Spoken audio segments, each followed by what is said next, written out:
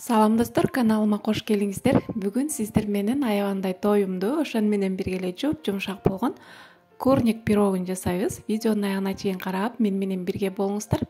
Аябандай жумшак, тоюмду пирог болот. Анда эмесе кеттик. Эң биринчи алдын ала унубузду ээлеп алабыз дагы, үстүнө разрыхлитель салып, андан кийин муздаткычтан алып чыккан сливочный майыбызды кошуп, биз крошка жасап алабыз. Колубуз менен эле ушундай кылып жасап алдык. Мынакей, ушундай песочный абалга келиш керек. Андан кийин бул жерде сметананын үстүнө бир жумурткабызды кошуп, андан кийин суу кошобуз. Жакшылап аралаштырып,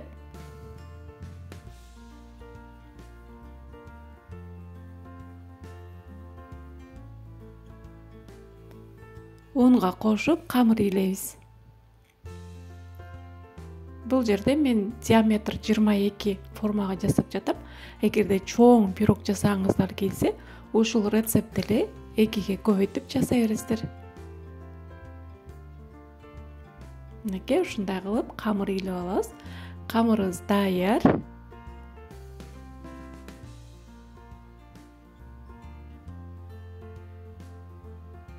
Эми камырды кичине 20 мүнөткө тыныктырып кое турабыз.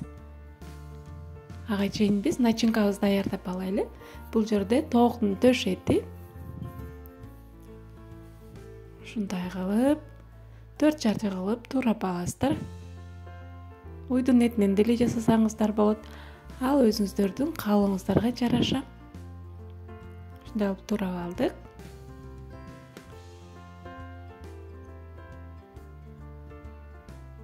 Андан кийин картошка, пиязды дагы туурап алабыз.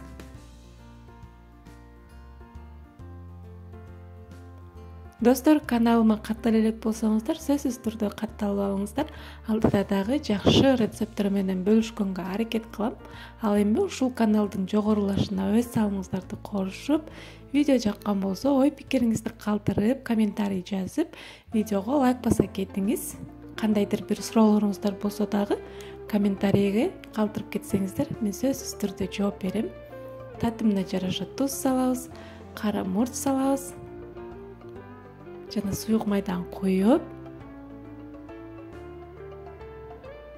жакшылап колубуз менен эле мыжыгып, согун чыгарып, фаршты даярдап алабыз. Кашык менен көрө кол менен аралаштырсаңыздар, аябандай даамдуу начинка болуп чыгат. Мынакей биздин салмабыз даяр. Ага чейин биздин камыр болсо тыныгып калыптыр. Эми камырды 3кө бөлүп алабыз. Эң биринчисин чоң кылып, андан кийин эң кичинекей кылып 3кө бөлүп алабыз. Ушундай суага тутуп, бир четке ала турабыз дагы, камырды жайып баштайлы.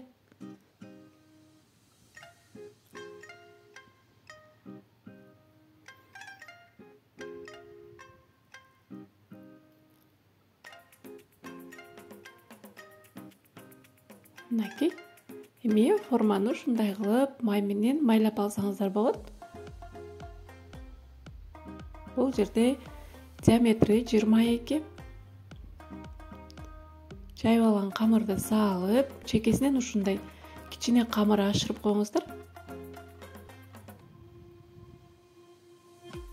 Сөз түрдө камыр ашып турсун чекесинде. Салмабызды салабыз.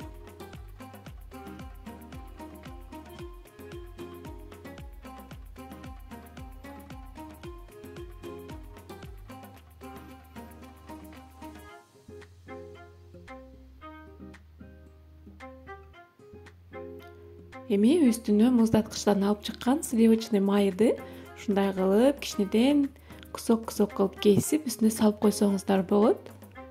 Ошондо шоорду аябандай сонун болуп турушат. Мынакей. Бизде тооктун эти кургак болгон үчүн ушундай кылып сливочный майдан кошобуз. Эми экинчи камырдын бөлүгүн жайып баштайлы.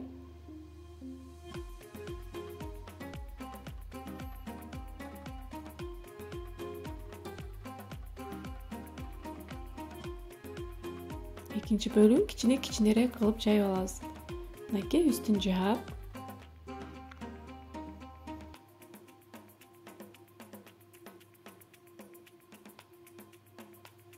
эми чекелерин ушундай кылып бириктирип өрүп чыксаңыздар болот. Эгер өрө албайм десеңиздер, жөн эле жармаштырып дагы бышырып койсоңуздар болот. Мен кичине пирогго коздук берейин деп ушундай кылып өрүп чыктым.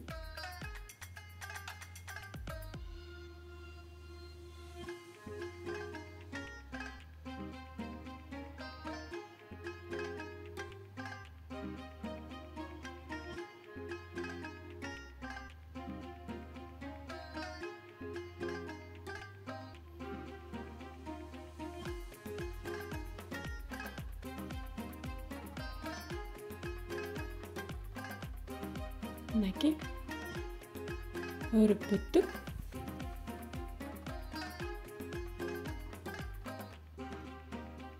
Ушундай кылып тегиздеп алабыз дагы.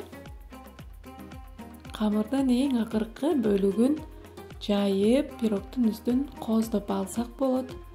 Мындай кылып коздобой деле жөн эле бышырсаңыздар болот, үйгө бышырсаңыздар.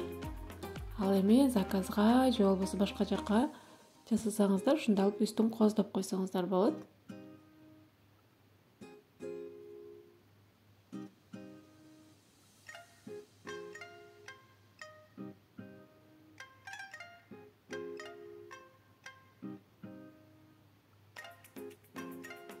Мынакей.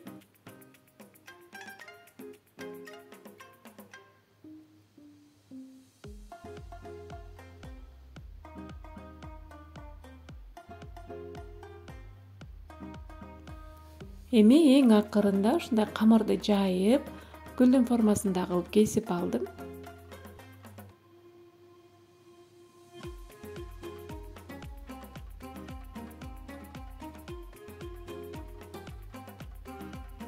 Үстүн коздоп, жана жумуртканын зарысы менен пирогду майлап, 180 градуста 40-45 минутада бышырып аласыздар. Мынакей тегиз кылып майлап аласыздар.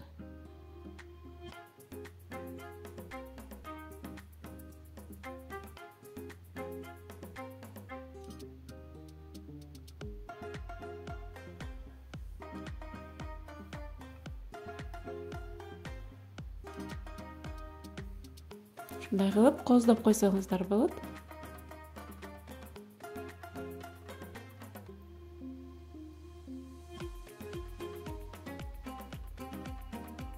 Мынакей биздин пирог дайын. Мынакей аябандай сонун, кооз, даамдуу пирогубуз, курнигибиз даяр болуп чыкты. Аябандай сонун болгон, жуп-жумшак. Азыр кесип жеп көрөйүн деп атабыз. Көрдүңүздөр, кесилишинде эле жумшак болгондугу көрүнүп турат. Сиздер дагы сөзсүз түрдө жакындарыңыздарга жасап бериңиздер. Аябандай даамдуу болот. Көңүл бурганыңыздар үчүн чоң рахмат. Кийинки көрүшкөнгө чейин аман туруңуздар.